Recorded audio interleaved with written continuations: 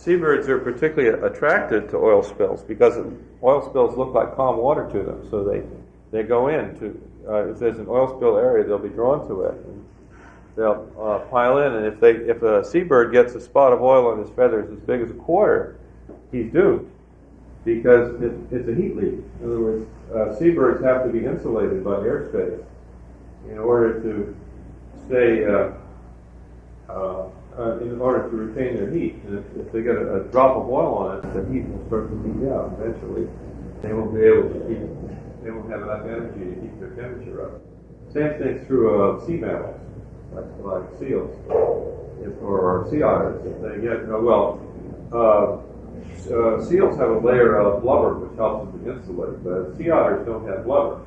So if a sea otter gets a spot of oil on him, he'll die eventually, the same as a seabird. You could kill a seabird by dropping a quarter worth of oil? Yeah, that's all it takes. It's a spot of oil about that big.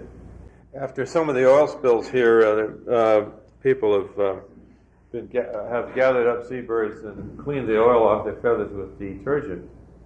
And for a while they were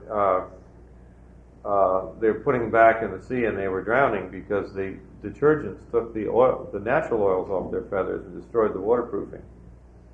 But eventually some of these groups learned that if they keep the birds for a while and give them access to little bathing pools of water, that the contact with water encourages them to preen. They eventually get the oil back on their feathers, and then they can be returned. But even so, the survival rate of the ones they get is somewhere around 50%, and probably only a small fraction of those oil ever get found. Certain species of seabirds, like puffins and auks and so forth, are really heavy hit by oil spills. Their populations have decreased in the North Atlantic and North Pacific by huge percentages in recent decades. It's thought mainly from oil spills. Was it ever determined what was killing the dolphins off in New Jersey? No, I think the consensus was that it was bacterial infection, but the bacterial infection may be secondary to some form of pollution. This seems to be a bad year for the estuaries along the East Coast. There have been articles in the New York Times recently about